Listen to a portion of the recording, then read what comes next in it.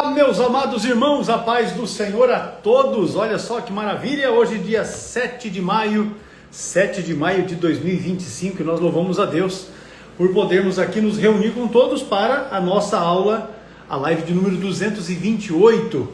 Que bênção poder contar com a participação dos irmãos. Olha só que maravilha. Eu estou aqui fazendo um ajustamento, porque a hora que eu acabar esse negócio aí vai ficar do jeito que deveria ter sido. Olha só, maravilha. Olha, todos são bem-vindos, aqueles que já chegaram, aqueles que vão entrando. A paz do Senhor a cada um dos irmãos e irmãs. Se você se sentir à vontade, você pode usar o aviãozinho para convidar outros irmãos para poder estar conosco aqui, não é? Às vezes tem aí uma pessoa que é interessada por essa temática e que ainda não conhece, não é, o nosso perfil aqui e a maneira como desenvolvemos esse trabalho já há mais de 5 anos, não é? Sempre com a participação do pastor Ciro Zibordi, que é quem responde, não é, as perguntas que são enviadas pelos nossos alunos. Normalmente na segunda-feira, raras exceções, mas normalmente na segunda-feira, a gente faz a publicação aqui no perfil, não é? Vini Magalhães, olha aí, seja bem-vindo, o moço que ganhou a Bíblia pela última vez, não é? Na nossa última promoção. Que benção. Como eu estava dizendo, então na segunda-feira a gente faz sempre a publicação da pauta, não é? Das perguntas que serão trabalhadas na nossa aula.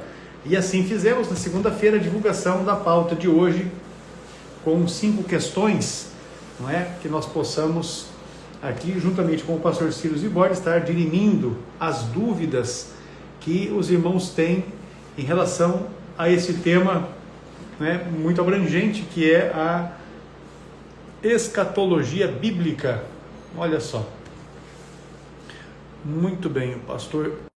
Queremos, meus irmãos, louvar a Deus, não é, pela vida de cada um de vocês, que tem separado esse tempo, né? Esse tempo na quarta-feira, para que juntos nós possamos estar aqui realizando este abençoado trabalho. Olha só. Talvani Underline Barros, o Papa é o anticristo? É a pergunta que a irmã está fazendo aqui e que nós vamos registrar, não é? Já está registrada aqui a pergunta da irmã Talvani Barros. Deus abençoe, seja muito bem-vinda. Irmã Rosane também, sempre com a gente, Deus abençoe. Bora lá. Pastor Ciro, paz do Senhor, conte a bênção. O senhor, pastor Ecos, tudo bem? Está chegando bem aí meu som? Tá sim, sempre melhorando no Senhor. Amém. Desculpa que eu entrei aí 2 minutinhos depois que eu cheguei agora do Rio. Olha aí. Quase agora do Rio, né? Meio na correria. Maravilha. Eu estava e continuo aqui no estúdio. Hoje foi o dia de nós gravarmos aula TVD, lição número 8 foi gravada. Da lição 8 já foi gravada hoje. O irmão está bem. Na segunda nós já gravamos da lição 7. É que eu estou antecipando porque nós vamos ter uma viagemzinha aí, e aí eu tenho que deixar as coisas prontas. Aí é bom antecipar, tem que deixar tudo pronto. Eu não tenho a opção de fazer depois, né? Tem que deixar já tudo antecipadamente pronto, porque, enfim, a correria é grande. Eu também, o ano passado, eu tive uma viagem aí meio longa, eu tive que antecipar umas 3 aí, dá trabalho, viu? Com certeza, não tenha dúvida. Não tenha dúvida. Mas é isso. Olha só, os irmãos estão chegando. Eu já pedi aos irmãos aqui, aqueles que já estão, você pode usar o aviãozinho, convide outras pessoas para estar conosco aqui, porque infelizmente tem crentes que preferem assistir futebol, né? E aí tem uns que estão desavisados também e às vezes esquece de acessar a aula. Hoje parece que tem um negócio do Flamengo aí, né? Não. Já viu o pessoal aí? Eu só sei que a agenda futebolística está intensa, né? Porque ontem teve jogo, hoje também tem, amanhã também tem, enfim. A turma está correndo atrás. Pois aí, o irmão Eli Batista, esse é carioca, daí da sua terra, Ciro. Sempre está com a gente também. Tem a irmã Rosane de Niterói, né? Tá aí, tem mais quem é? Irmão Eli Batista, 508. Eli Batista. Aluno do CETAD. Carioca. Muito bem. Meu pastor, nós vamos já iniciar a nossa pauta? Porque Sim. nós temos 5 questões e tem delas aqui que demora mais tempo, né? É. Para desenvolver. Olha só, Francisco Bezerra de Touros. Touros. Seja bem-vindo. Já nós estamos lá em Touros. Eu penso que para o mês que vem a gente devia ir a Touros para realizarmos a formatura em Touros e também em São Miguel do Gostoso, que é vizinho.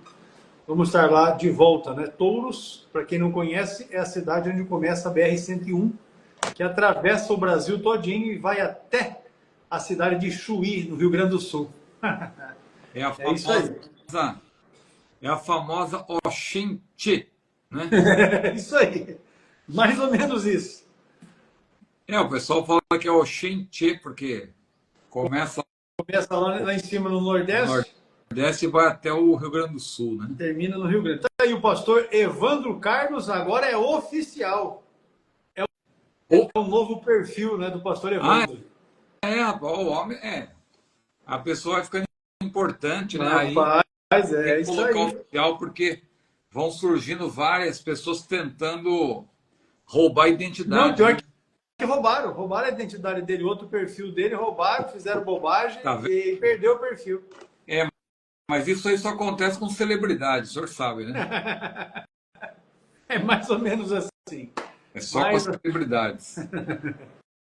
Pronto. Mas seja bem-vindo, pastor Evandro. Pastor Evandro é tocantinense, né? De Palmas. Tocantinense da capital. Maravilha. Palmas para ele. É isso aí. Olha aí. Invadiram a minha conta. Eu vi que o pastor Evandro tá meio sumido mesmo, rapaz. Então foi isso, né? Foi isso aí. A minha conta, pastor Evandro, ninguém invade, porque não tem nada lá, entendeu? Aí ninguém invade. A minha conta, meu Deus do céu, a turma deixa quieto. Eles nem se aborrecem.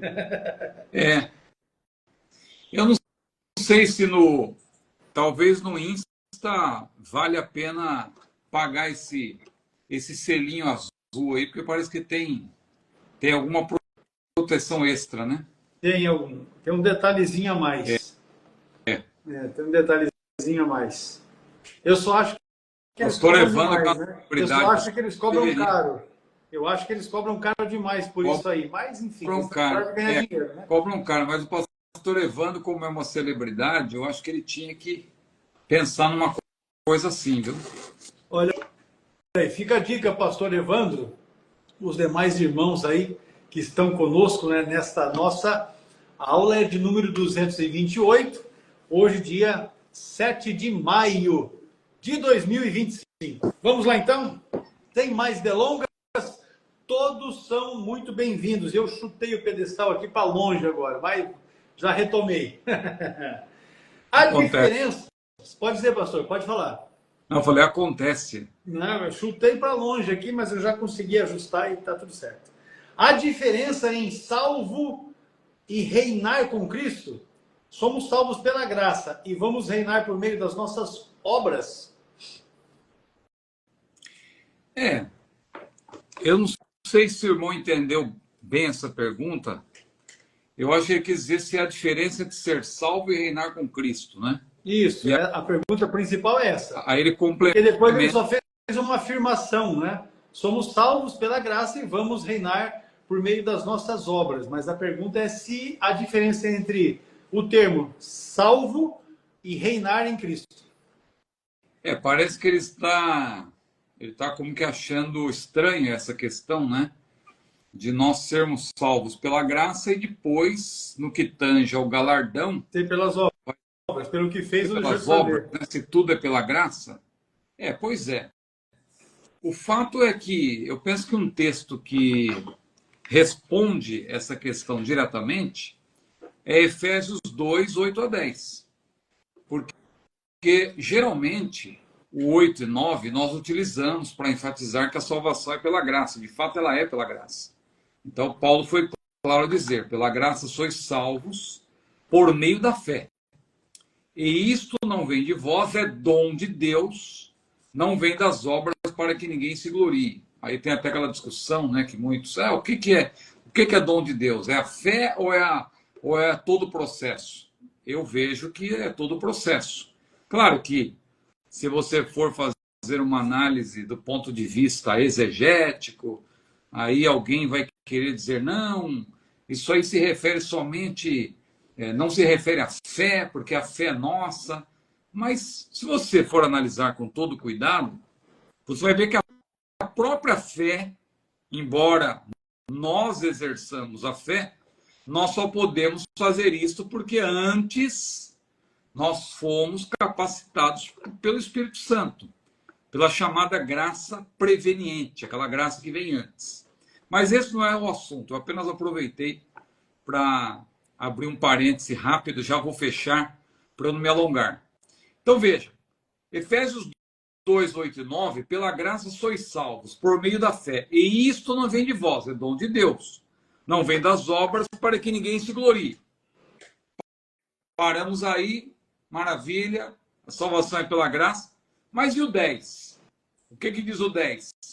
Porque somos feitura sua, criados em Cristo Jesus, para as boas obras, as quais Deus preparou para que andássemos nelas. Então, o que isso quer dizer?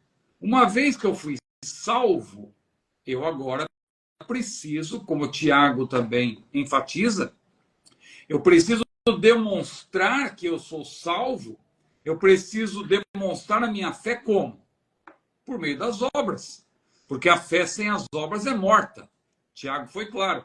Então você vê que esse texto de Efésios 2, 8 a 10, mostra claramente também que Paulo não difere de Tiago, como muita gente também às vezes tenta querer, né, sugerir. Não, contrapor um ao outro, né? Exatamente. A teologia de Paulo é diferente da teologia de Tiago. Tiago tinha uma visão das obras e Paulo... Não, nada disso. O que Paulo está dizendo é a mesma coisa que Tiago. Que uma vez salva, a pessoa tem que também demonstrar que é salva por meio das obras. Não é que a salvação é pelas obras, mas nós temos que ter obras. Ora, que cristianismo é esse que a pessoa é salva e continua do mesmo jeito? Não, a pessoa ela passa a ter uma vida diferente, ela passa a ter obras que realmente correspondam à sua fé. Então, o nosso galardão ele vai ser de acordo com essas obras.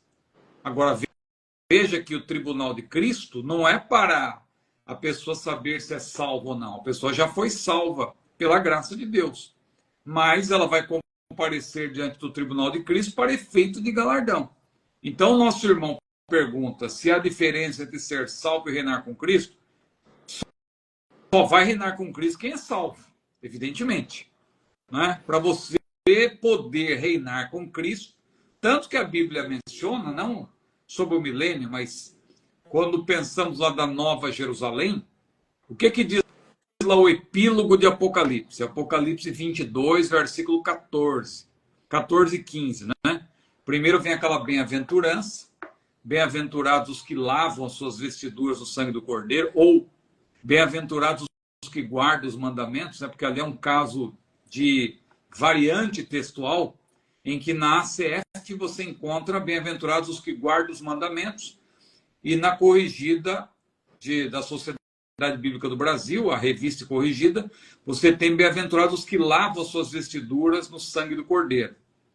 Claro que, abrindo mais um parênteses aqui, não queria entrar nessa questão, que ela é muito acadêmica, mas só para não deixar sem falar nada, rapidamente, nós sabemos que, nesse caso, embora a nossa versão oficial seja a revista corrigida, nós sabemos que, nesse caso aí, em termos de variante textual, a CF é a que está de acordo com o chamado textos receptos, né? Que é aquele texto que foi usado pelos reformadores. O texto recebido de Erasmo de Roterdã, né? Então, lá em Apocalipse 22 e 14, o que o Erasmo de Roterdã fez? Ele tinha 6 textos em grego, ele fez uma comparação e produziu o texto que depois serviu de base para todos os textos que vieram depois, a própria King James, né? a King James Version e outras versões, a própria Almeida de 1600 e pouco, que foi a primeira, depois teve uma revisão em 1800 e pouco. Se você ler essas versões antigas, você vai encontrar lá em Apocalipse 22 e 14, bem-aventurados os que guardam os mandamentos. Então, claro, os adventistas, eles acabam pegando esse versículo como especial para eles, né? Porque diz que é bem-aventurados os que guardam os mandamentos, aí eles já vão logo associando com os mandamentos, os 10 mandamentos e tal, mas não é isso, é guardar os mandamentos no sentido de ser obediente à palavra de Deus. Mas, então veja, o que eu ia falar não era bem isso, mas bem-aventurados os que guardam os mandamentos, ou bem-aventurados os que lavam as vestiduras do sangue do Cordeiro, também não é nada relevante, porque o próprio livro de Apocalipse 7,14, mostra que os salvos têm lavado as suas vestes também no sangue do Cordeiro. Então, de certa forma, a bem-aventurança aplica-se aos que têm lavado suas vestes do sangue do Cordeiro. Agora, o versículo seguinte diz o quê? Ficarão de fora. Ficarão de fora de onde? Ali, claramente, né, é uma referência, claro, à Nova Jerusalém. Ou seja, não vão ter ingresso, não vão entrar pelas portas, não vão entrar na cidade pelas portas, né, como o Senhor prometeu para aqueles que vencerem, né? O que vencer vai entrar na santa cidade e vai entrar pelas portas. Jesus prometeu, pelas portas da Nova Jerusalém.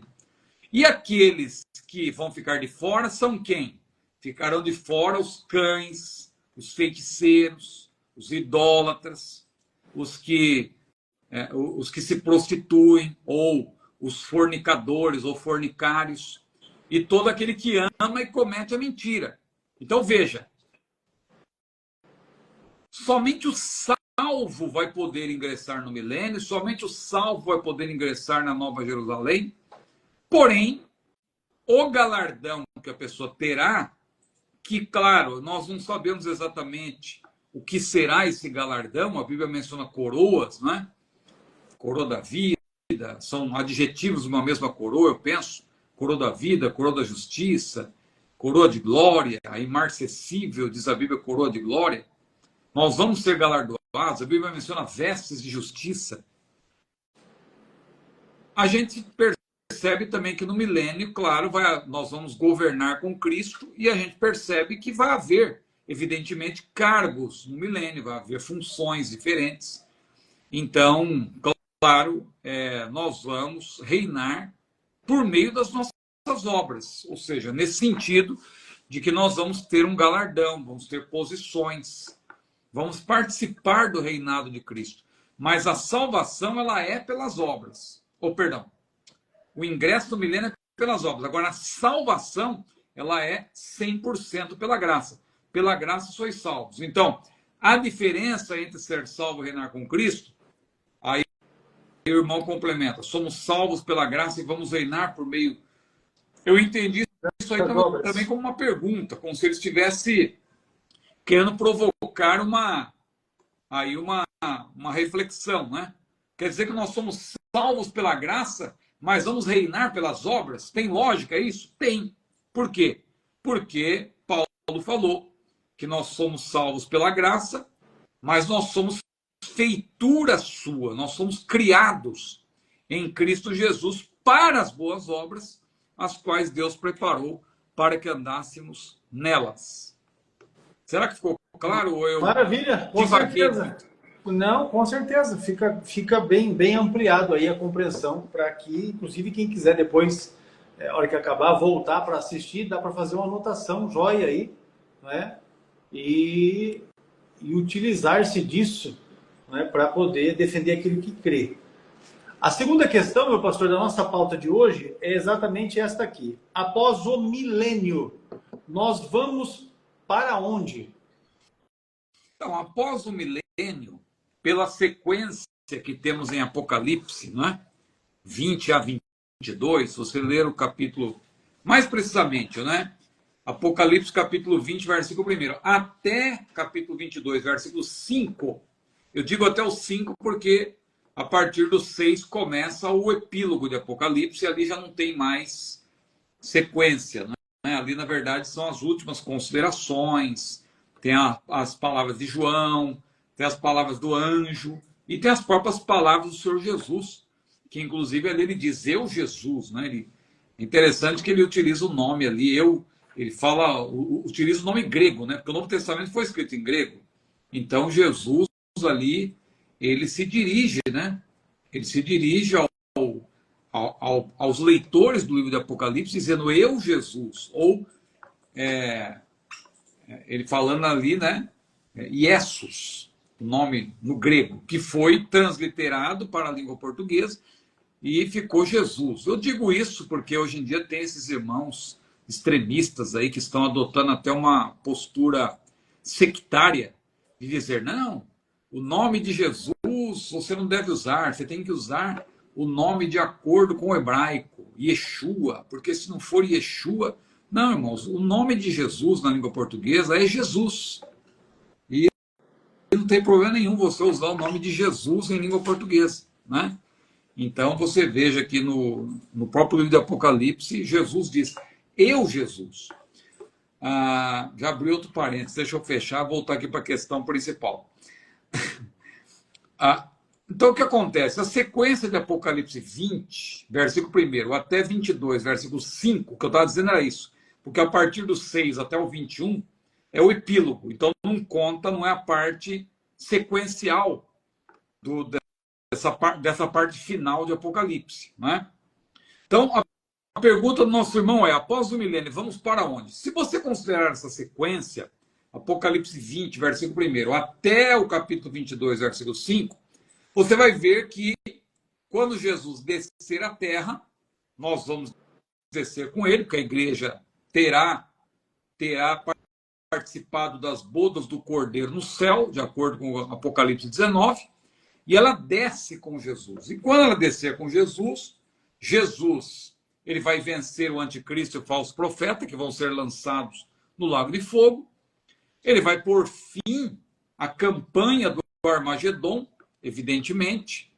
Em seguida, diz a Bíblia que Satanás será preso, um anjo descerá para aprisionar Satanás por 1000 anos, e os mártires do período tribulacional ressuscitam. Aí Jesus instaura o milênio. Vamos reinar com Cristo por 1000 anos.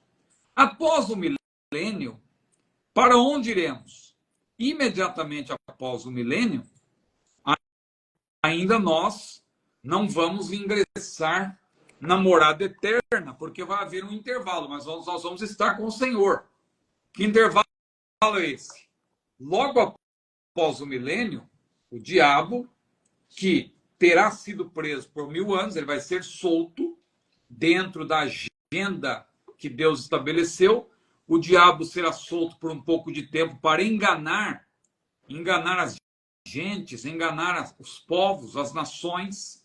O termo no grego é etnos, não é? Não é propriamente nações, mas são pessoas que vão ser enganadas, diz a Bíblia, dos 4 cantos da terra. Ele vai enganar muita gente. Ele, evidentemente, não só, ele é o líder, mas ele vai ter também os seus emissários enganando, tentando.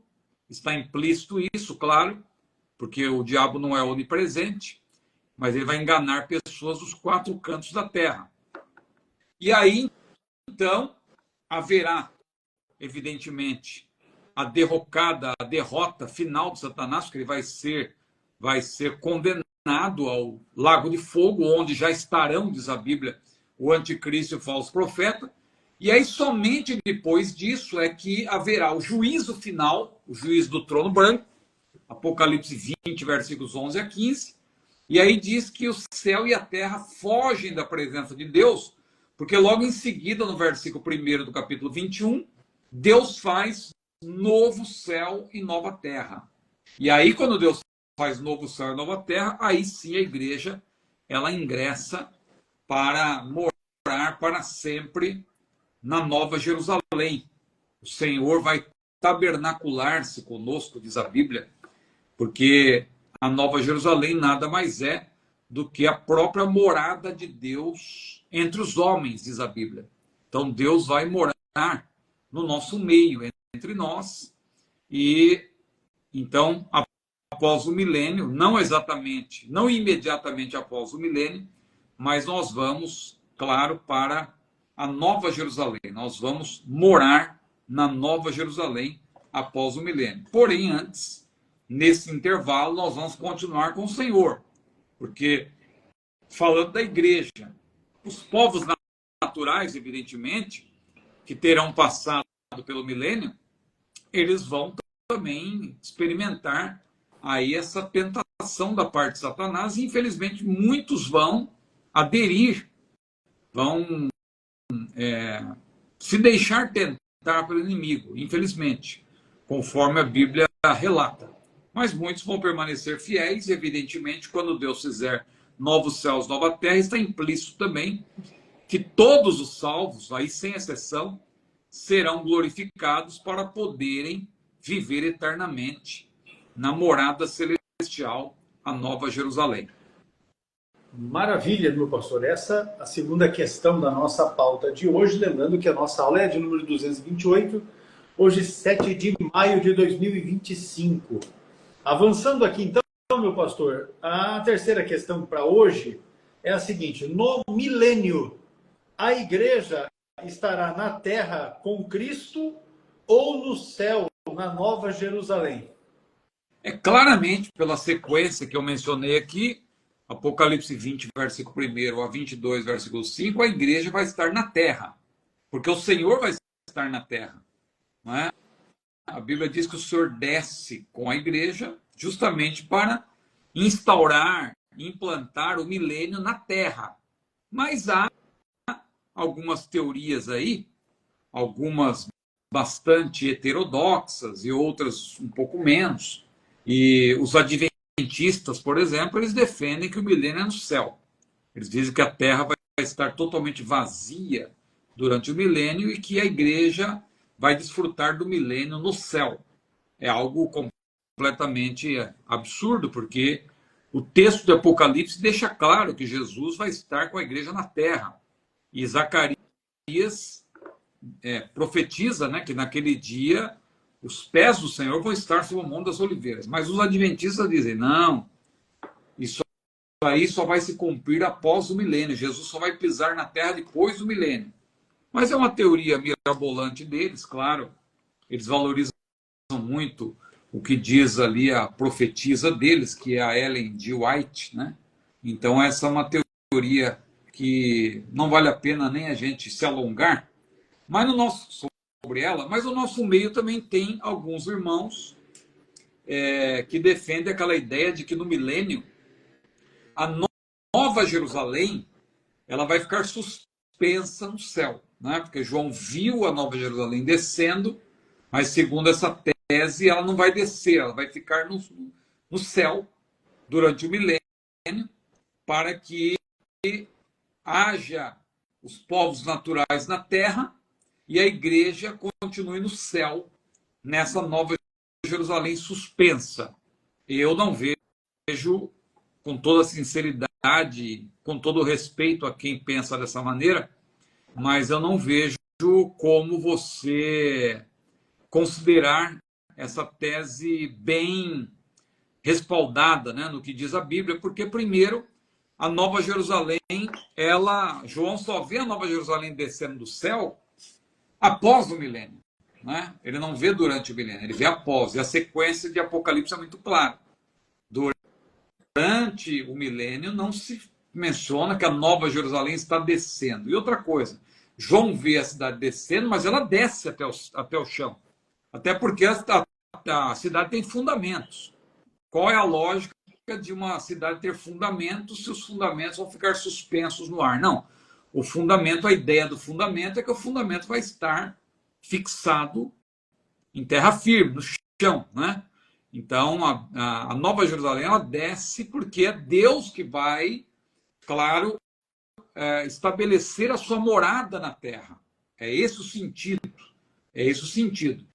Então, eu não vejo fundamento para essa ideia de que a igreja ela fica no céu, porque muitos defendem essa ideia porque acham que é impossível, né? Jesus, que tem um corpo glorioso, e a igreja, que também terá um corpo semelhante ao seu, estar na terra junto com pessoas que ainda não foram glorificadas. Agora, é importante nós observarmos que quem está no estado de glória, quando nós olhamos para o caso de Jesus, que após ressuscitar, ele interagiu com seus discípulos, e diz em alguns momentos que Jesus não se deu a conhecer. Veja o caso lá daqueles discípulos que estavam indo a caminho de Emaús, e eles iam falando, né? Tem até aquele hino bonito, 2 discípulos no caminho de Emaús, iam falando a respeito de Jesus, né? Um hino muito bonito. E, dali a pouco, Jesus, que já tinha ressuscitado, começou a andar paralelamente a eles, e, dali a pouco, Jesus não se dá a conhecer como tal, mas ele pergunta: que palavras são estas que trocais pelo caminho? E aí eles responderam: mas porventura tu és um peregrino? Tu és um forasteiro? Tu não sabes das coisas que têm acontecido? Jesus, o nosso mestre, aquele que nós pensávamos que restauraria o reino a Israel, ele já morreu e já é o 3º dia. E começaram ali a falar, tem algumas mulheres aí que tiveram uma visão de anjos, mas Jesus morreu e tal. Aí, dali a pouco, Jesus abre as escrituras, né, diz a Bíblia, e ele começa a dizer: ó, nécios e tardos de coração, será que não convinha que o Cristo padecesse, fosse morto, e ao 3º dia ressuscitasse? E dali a pouco Jesus faz com quem vai mais longe, e eles dizem, olha, e eles chegam no lugar onde eles iam ficar, e eles dizem: Senhor, fica conosco, já está tarde, entra aqui. E Jesus entra na casa. Aí, quando Jesus entra na casa, certamente, no momento em que ele foi dar graça pelo pão, talvez, ali se permitiu que eles vissem as marcas nas mãos de Jesus, mas antes que eles pudessem dizer Jesus, Jesus desapareceu. E quando Jesus desapareceu, um olhou para o outro e falou assim: não ardia o teu coração quando ele abria as escrituras? Pois é, Jesus, ressurreto, não se deu a conhecer como tal. Isso indica o quê? Que a pessoa, mesmo num corpo ressurreto, porque nós vamos ter um corpo semelhante ao de Jesus, ela terá um poder concedido por Deus de poder apresentar-se não da forma gloriosa. Ela poderá interagir, digamos assim, como Jesus interagiu. Jesus, ele não estava mais sujeito às leis da física, ele desaparecia num lugar, aparecia no outro, ele atravessava portas fechadas, mas ele, ao mesmo tempo, comeu com seus discípulos. Ele precisava comer? Eu penso que não. Glorificado, para que comer? Que falta faria a comida aqui da terra? Mas ele comeu peixe com seus discípulos, para demonstrar que era ele mesmo, sou eu mesmo. Até falou para Judas: Judas, olha aqui, ó, mete a mão aqui no meu lado, aqui, vê que sou eu, porque um espírito não tem um corpo como eu, né? Sou eu mesmo, sou Jesus. Então, o que eu quero dizer? Onde eu quero chegar com isso? Eu quero dizer que é perfeitamente possível, no milênio, a igreja, mesmo estando já no seu estado glorioso, em que o pecado não estará mais presente, o servo de Deus, a serva do Senhor, poderá, havendo, claro, essa necessidade, interagir com os povos naturais que vão estar aqui na Terra no milênio, porque a igreja vai reinar com Cristo e as profecias mostram que ele vai reinar na Terra. Ele não vai reinar no céu, ele vai reinar na Terra. Ele vai descer na Terra justamente para estabelecer o milênio, o reino milenial na Terra.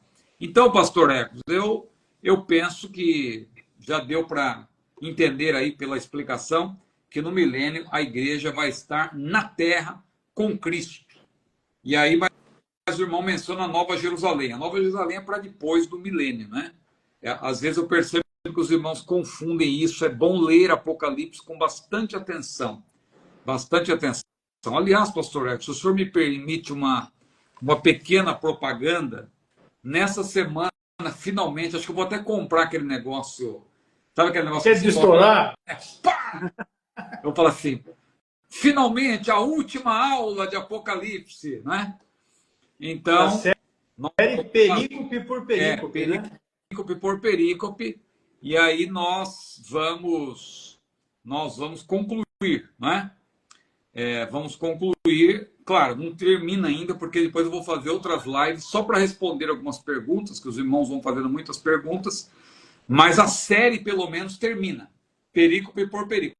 E aí, por que eu estou citando? Porque eu penso que as pessoas que têm essa dificuldade de situar no tempo, eu percebo até na própria pergunta do nosso irmão, que ele pergunta, veja, no milênio a igreja estará na terra com Cristo ou no céu, na Nova Jerusalém? Veja, a Nova Jerusalém, claro, ela já existe, vamos dizer assim, é a cidade de Deus, mas ela está guardada para depois do milênio. Então a igreja, mesmo hoje o salvo que está no céu, na sua condição imaterial, no seu estado, digo, imaterial, ele não está na Nova Jerusalém, ele está no paraíso.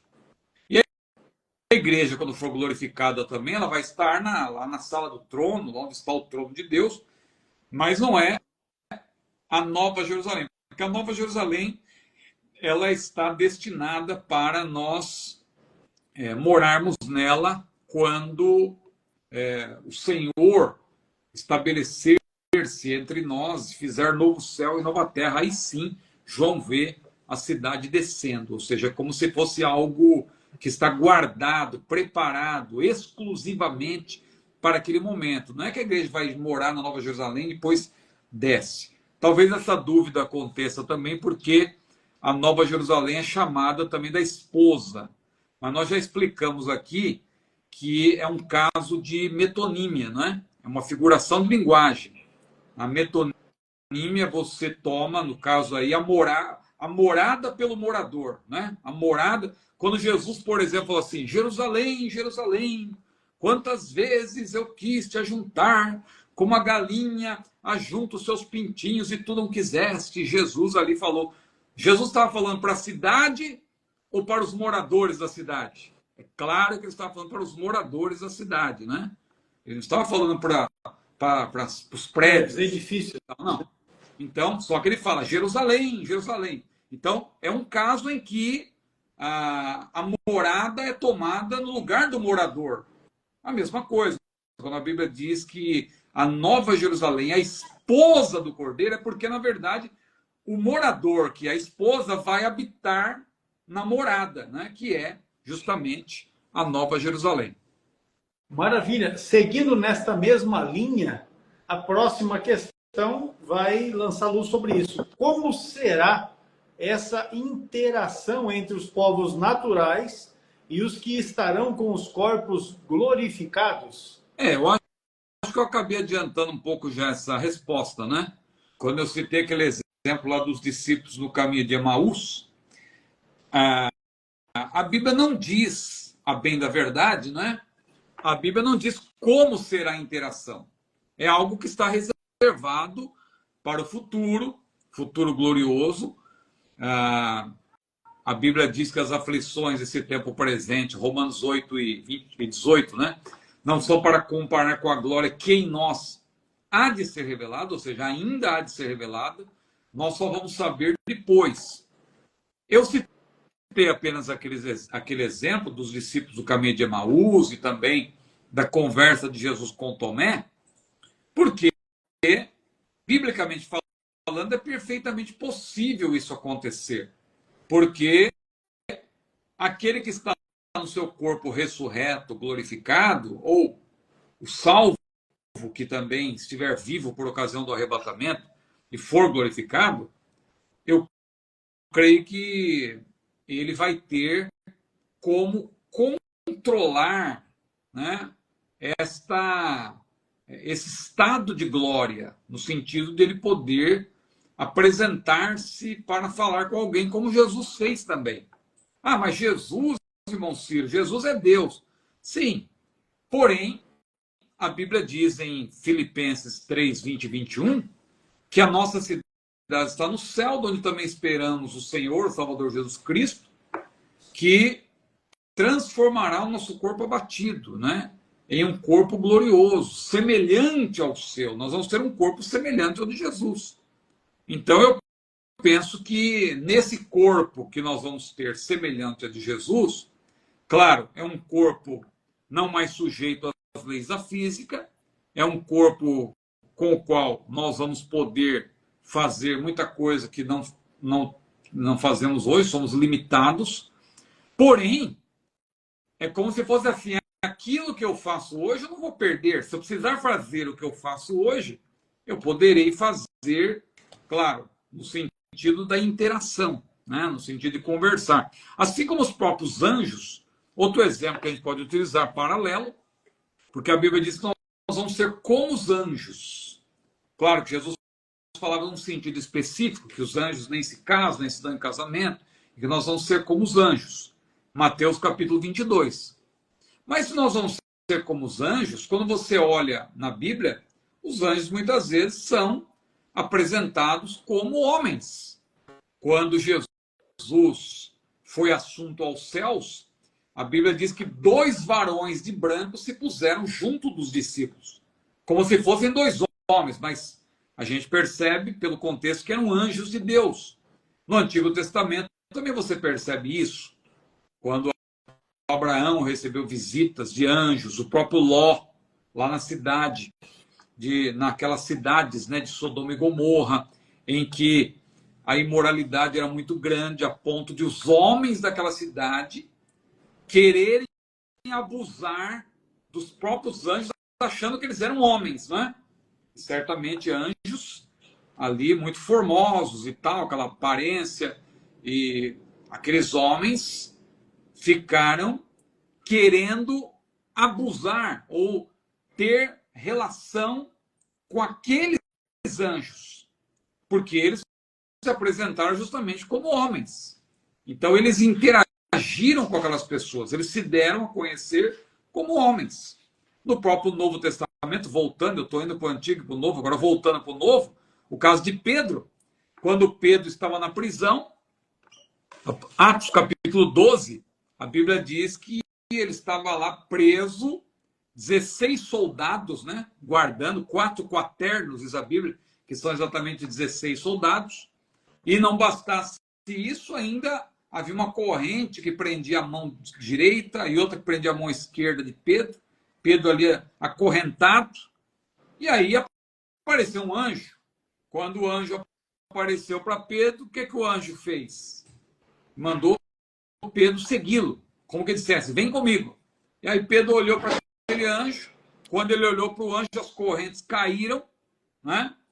As portas se abriram, né? A porta ali se abriu por si mesma, e Pedro foi seguindo aquele anjo. Claro que ali ele agiu de uma forma tal que os homens que estavam tomando conta de Pedro não perceberam o que estava acontecendo, e o próprio Pedro viu tudo, mas estava achando que era uma visão, era algo transcendente, e ele não estava entendendo. Só que quando ele chega do lado de fora, aquele anjo ele se afasta de Pedro. E quando ele se afasta de Pedro, aí que Pedro caiu em si e disse: "Oh, Jeová, o grande Deus, enviou o seu anjo e me livrou da mão de Herodes." Não é? Então ele glorificou a Deus.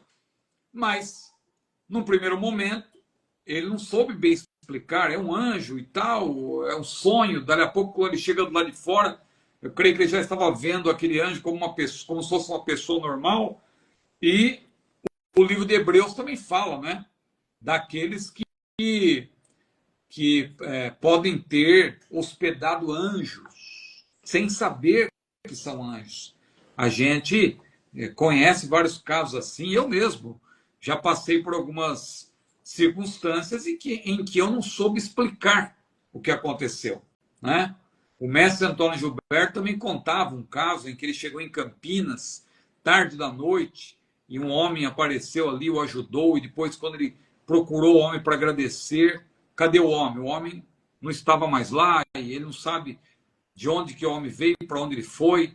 É algo que o mestre Antônio Gilberto, eu lembro que ele falava comigo até, ele escreveu até um artigo em inglês, que foi publicado, contando esse testemunho. Ele até me presenteou com uma cópia, né, desse artigo em inglês, em que ele ali, ele não tem outra explicação a não ser dizer que se tratava de um anjo. E aquele anjo se apresentou para ele como se fosse um homem, não é?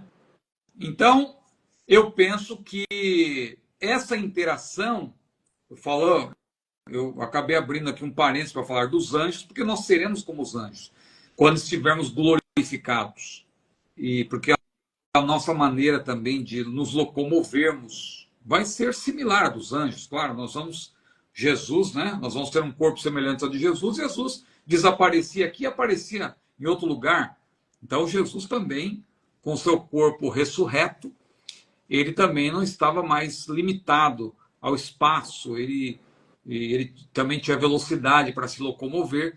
Então, da mesma forma, nós vamos ter tudo isso. Mas, como nós vamos reinar com Cristo e vamos estar a serviço dele, é evidente que nós vamos ter que, nesse caso, interagir com as pessoas, interagir com os povos naturais, e essas pessoas, a gente fica pensando, né, como que pode, as pessoas vão ter esse contato e tudo, ainda depois do milênio, ainda alguns vão se rebelar contra Deus, vão se deixar levar por Satanás. Mas, se você olhar para a história da humanidade, se você olhar para a Bíblia, você vai ver que o ser humano, ele é rebelde por natureza. Pode acontecer o que for, mais do que Deus fez no deserto, quando o povo de Israel estava peregrinando. Pense nos milagres que Deus fez no deserto, e ainda o povo se rebelou contra Deus. Ora, imagine quanta coisa maravilhosa que Deus fez, o maná que caiu do céu, imagine. O povo atravessar pelo Mar Vermelho, o mar se abriu para o povo de Israel passar. Moisés ali feriu a rocha e a água jorrou, e andaram 40 anos com o mesmo sapato. O sapato não desgastou, a roupa não desgastou, continuou ali, Deus preservando. A nuvem de dia que os acompanhava para que houvesse sombra, à noite se transformava numa coluna de fogo. Então, a presença de Deus, a manifestação de Deus, quanta coisa que Deus fez, e o povo se rebelou contra Deus. Então, não é porque essas pessoas vão ter contato com o sobrenatural, não é porque essas pessoas vão ter contato com pessoas em corpos glorificados, que pode aparecer aqui, desaparecer e ir para outro lugar, que essas pessoas, elas vão, por conta desse contato, dizer, não, eu, de maneira nenhuma, eu vou me desviar, de maneira nenhuma eu vou me rebelar. Não é assim que funciona, porque o ser humano, ele é rebelde por natureza. Então, vai haver, após o milênio, claro, essa ação de Satanás para tentar, e muita gente, infelizmente, vai ser enganada. Mas como será a interação entre os povos naturais e a igreja? Eu creio que é bom nós esperarmos, né? Mas essas menções que eu fiz, esses exemplos que eu citei, lançam luz sobre essa questão. Maravilha, meu pastor. Olha só, mandei mensagem para a irmã Eliane já 2 vezes. Eu fiz ligação para o telefone dela para ela me trazer água, mas nada, rapaz do céu, nada. Ela me deixou na prova hoje. Mas ela está lá, fazendo os trabalhozinhos lá. Um monte de entrega para fazer. Nem viu minhas mensagens, mas vou perdoar ela dessa vez. Vamos avançar, meu pastor, para a última questão de hoje. Ainda falta um tempinho aqui para a gente poder responder ainda mais essa. Olha só. O evento do arrebatamento é a pergunta que o irmão nos fez aqui. Eu ampliei a imagem e agora não volta. O evento do arrebatamento não tem dia e nem hora. Pode ser hoje, como pode ser daqui 1000 anos. Olha aí, ó. Mas vendo tudo o que está acontecendo, acredito que não leva mais de 5 anos para acontecer. O que acha? Bora marcar a data. Pois é. Bom, vamos começar pela primeira parte aí, que ele falou algo importante, né? O arrebatamento não tem dia nem hora. Exatamente, porque o arrebatamento ele é iminente. Nós já explicamos aqui várias vezes sobre a iminência. Muita gente não entende o que é iminência. A pessoa confunde iminência com brevidade. Ou seja, algo que tem que acontecer logo, tem que acontecer em pouco tempo. Mas iminência não diz isso exatamente. Iminência, na verdade, nós falamos uma das 3 características da iminência, né? Que é a certeza, a incerteza e, com respeito aos sinais, a desnecessidade, né? Ou a não necessidade de eles se cumprirem para o evento iminente acontecer. Então, um evento iminente, ele não precisa que qualquer sinal ocorra antes para ele ocorrer, para ele se concretizar, né? Então, por exemplo, alguém diz, Jesus só vai voltar depois que falando dessa profecia falsa que muita gente tem citado hoje em dia, o próximo Papa agora é o 8º Papa. Essa daí é só mais uma das profecias falsas que a turma tem citado, porque tá demais. E pior, né? Que o pessoal confunde, né? Que a profecia é de um tal São Malaquias e o pessoal confunde com o profeta Malaquias. Não tem nada a ver esse São Malaquias aí com o profeta Malaquias, viu? Outro dia até um irmão me perguntou, irmão Ciro, não acha certo a pessoa chamar um profeta da Bíblia de São Malaquias? Eu falei, não, meu irmão. Não é mesmo. Não é. Essa profecia não é do Malaquias da Bíblia, isso aí é outro aí. É um camarada que foi canonizado pela Igreja Católica. Pois é. Então, voltando aqui à questão da iminência, então isso é importante observar, não é? Não precisa ocorrer nenhum evento para o arrebatamento, para que então o arrebatamento seja autorizado, vamos dizer assim.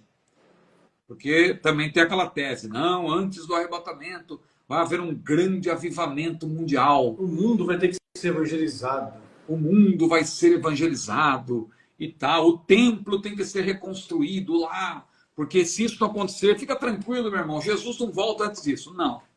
Não tem nada a ver, porque o arrebatamento ele é iminente. Iminente quer dizer, pode acontecer a qualquer momento. Como nosso irmão falou, pode acontecer agora, pode acontecer daqui a 1000 anos, até porque ele está citando 2 Pedro 3, né? Que Pedro falou que para Deus não é que é 1000 anos exatamente, mas Pedro falou assim, olha, o tempo de Deus é diferente do nosso. Porque até porque para Deus a gente fala de passado, presente, futuro, porque nós estamos usando a nossa linguagem. A própria Bíblia, ela utiliza a nossa linguagem para nós entendermos. Porque é difícil. Como você vai explicar que para Deus tudo está diante dele? Ou seja, para Deus existe um eterno presente. Está tudo diante dele. Deus não vê assim, passado, presente, futuro. Isso aí é coisa dos homens. Claro que Deus entra no nosso tempo para claro, atuar na nossa vida. Mas, como Deus é onisciente, ele conhece tudo. Antes de algo ser realizado, ele já sabe, ele já conhece tudo. Ou seja, tudo está diante dele como um eterno presente. Então, eu estava dizendo isso porque mesmo me fugiu agora. Você estava explicando a respeito do fato do arrebatamento ser iminente. Sim. Falando da iminência. Exatamente, porque eu citei Pedro, né? Isso. Capítulo 3. Pedro falou que um dia para Deus é como 1000 anos. Mas não é que, às vezes, a pessoa ela não capta o cerne da questão, ela não percebe o sentido. Não é que Pedro está fazendo uma equivalência. Olha, um dia para Deus é 1000 anos. Não foi isso que Pedro falou. Porque a pessoa começa a fazer cálculo, tá vendo? Se um dia para Deus é 1000 anos, primeiro, os 6 dias da criação, na verdade, são 6.000 anos. Porque um dia para Deus é como 1000 anos. Agora, o que Pedro quis dizer? Não, o tempo de Deus não é o nosso tempo. O que para nós é um dia, né? No caso de Deus, um dia pode ter passado 1000 anos, que para ele não faz diferença nenhuma, porque o tempo é dele. É como tudo para ele é um eterno presente. Então, Deus, o tempo chamado Kairos, né? O tempo pertence a Deus, não é um tempo quantitativo, é um tempo qualitativo, é o tempo de Deus. Então, Pedro está falando nesse sentido, olha, não dá para você querer estabelecer o tempo em que tudo vai acontecer, em que Deus vai pôr em execução a sua agenda escatológica, porque para Deus um dia é como 1000 anos, 1000 anos é como um dia. Ou seja, Deus está no controle de tudo. Não é equivalência de 1 para 1000 e 1000 para 1, como alguém faz. Mas é a título de comparação, Pedro quis dizer, né? Isso reforça o conceito da iminência, porque o arrebatamento ele é iminente. Então, a iminência tem 3 características. Eu ia dizer, a certeza de que Jesus virá, isso é certo. A incerteza do momento exato em que ele virá. Então, veja que é paradoxal. Certeza e, ao mesmo tempo, incerteza. Certeza e incerteza. Certeza de que ele vem e incerteza do momento exato que ele vem. E o terceiro aspecto da iminência é essa chamada, um termo que acho que, por enquanto, sou só eu que estou usando, mas eu vou continuar porque, para mim, ele é claro. A desnecessidade ou a não necessidade de um sinal se cumprir, porque não precisa, senão não é iminente. Se eu estou dependendo de um sinal se cumprir para acontecer, não é iminente. Eu consigo saber mais ou menos quando será. E aí eu entro na segunda parte da pergunta do nosso irmão. Apesar de ele falar da iminência, ele se contradiz aí na segunda parte, né, meu irmão? Me desculpa aí. Porque o irmão fala que um dia para Deus com 1000 anos e tal, e isso é o quê. Mas aí o irmão fala, eu acredito que não vai levar mais de 5 anos. Aí o irmão já está querendo. Isso é a data. Tá. Tô fora. Eu não posso concordar. Por quê? Vamos pensar aqui. Os irmãos que viveram durante, eu já dei esse exemplo outro dia, vou repetir. Os irmãos que viveram no tempo da Primeira Guerra Mundial. Pense, quanta coisa acontecendo no mundo, o mundo em guerra. Os irmãos não tinham dúvida. Não, eu não dou mais 5 anos. Estou usando aquela linguagem do nosso irmão. O mundo não passa de 5 anos. Jesus vai voltar. Não tem jeito. Aí depois, passou a Primeira Guerra, veio a Segunda Guerra Mundial. Aí a coisa ficou pior ainda. Não, agora não tem jeito. Agora ele vem. Ele vem. Pode se preparar porque está chegando e tal. Não veio. Aí veio a Guerra Fria e tanta coisa. Irmãos, quanta coisa está acontecendo hoje no mundo? Claro, os sinais estão se cumprindo. A gente percebe que o mundo, as coisas estão se afunilando, não é?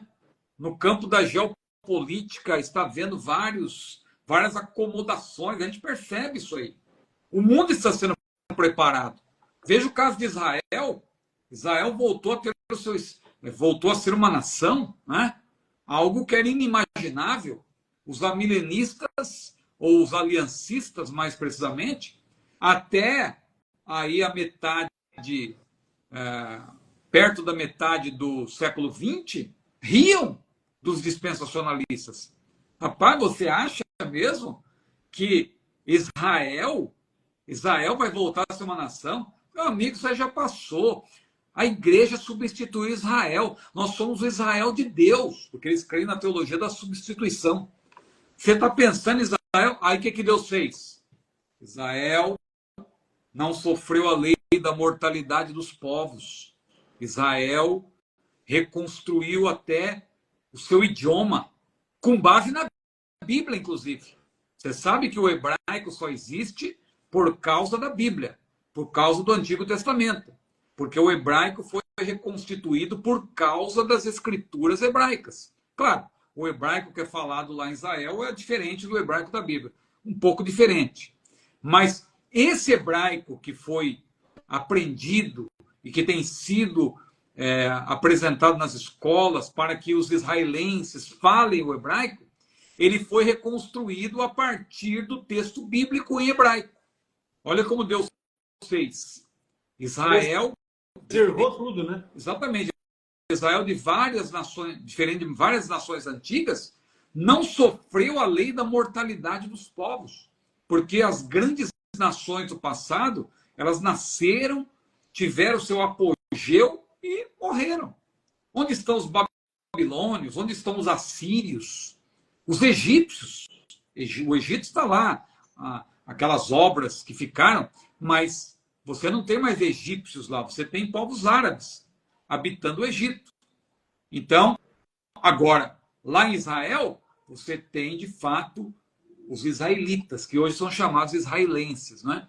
Mas são israelitas também, judeus, termos que são utilizados, mas é uma prova de que Deus está no controle de tudo, que tudo caminha para o fim, mas o arrebatamento, que é o evento desencadeador da agenda escatológica de Deus, não é um evento que você pode determinar, vai acontecer daqui a 5 anos. Não, não passa de 10 anos.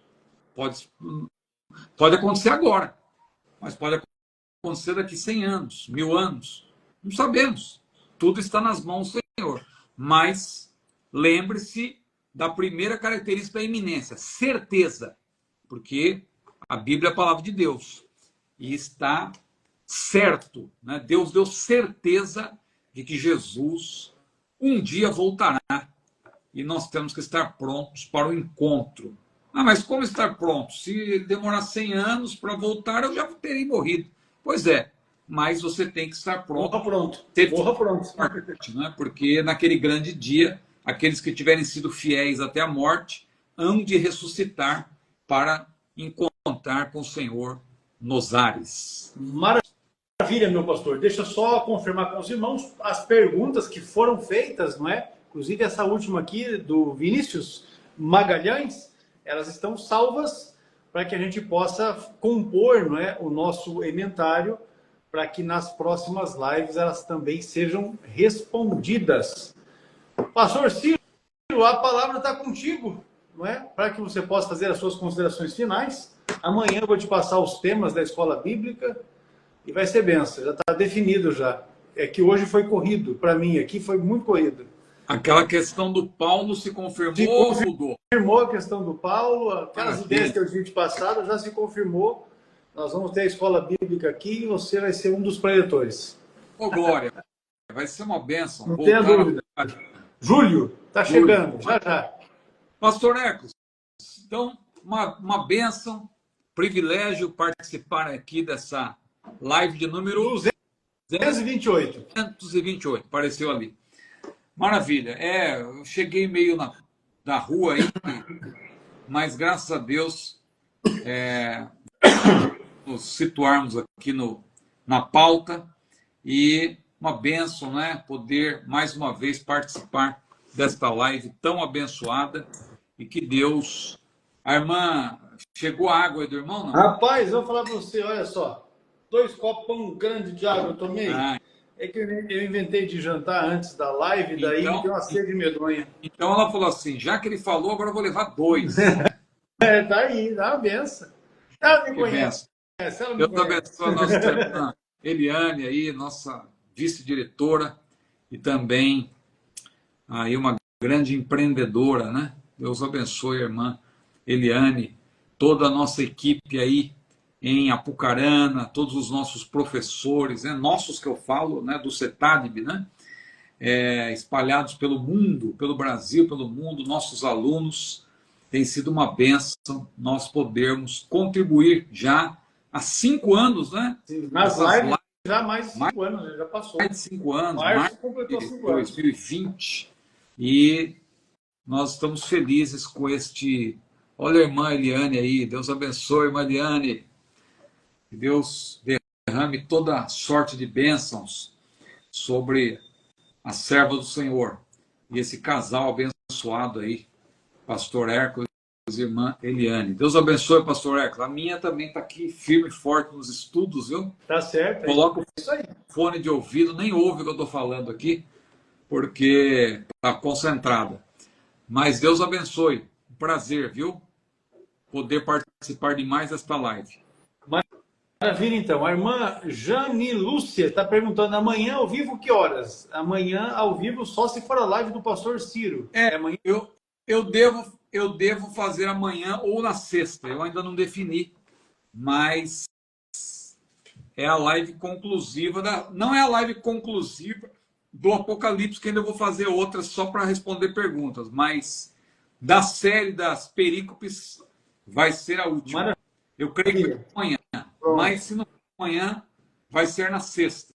Maravilha. A nossa live aqui... A gente vai fazer lá na Glória. Maravilha. A nossa live aqui fica salva aqui no Instagram, para os irmãos poderem assistir, e amanhã ela estará liberada também no nosso canal no YouTube. Agora você que está nos assistindo aqui online, ao vivo, e também você que vai assistir depois dessa live, se você ainda não está inscrito no canal do Pastor Ciro lá no YouTube, você acesse e se inscreva, porque ele tem dado um curso ali, né, sobre escatologia, considerando perícope por perícope, ou seja, estudando todo o livro de Apocalipse desde o capítulo 1. E se você não assistir, com certeza você vai estar perdendo, porque é uma maneira de você ampliar o seu conhecimento, né, a respeito do tema que é o livro de Apocalipse e também a escatologia bíblica. É muita benção. Pronto, a irmã Jane Lúcia está dizendo que é a esposa do pastor Noel Alves, que tem um núcleo na Bahia, Canavieiras. Então, irmã, transmita a nossa saudação aí a todos os nossos irmãos, irmãs, membros da igreja e alunos do CETADB. Para nós, uma satisfação grande. E o senhor permitindo, não é? Vamos ver se de repente na formatura de vocês a gente consegue se deslocar para poder estar com os irmãos aí na formatura. Com certeza será uma grande bênção. Irmãos, Deus abençoe cada um de vocês, conte conosco, estamos aqui sempre à disposição. Se você ficou ainda com alguma dúvida, você tem condições de mandar isso para nós através do direct aqui do Instagram, ou você pode acessar os nossos canais, as nossas redes sociais, o nosso site. Você tem condições de, através do site, nos chamar pelo WhatsApp, enfim. E mande as suas dúvidas e a gente vai estar aí auxiliando na medida do possível. Deus abençoe, pastor Ciro. Nossa saudação aí a toda a sua casa. A paz do Senhor a todos. Amém.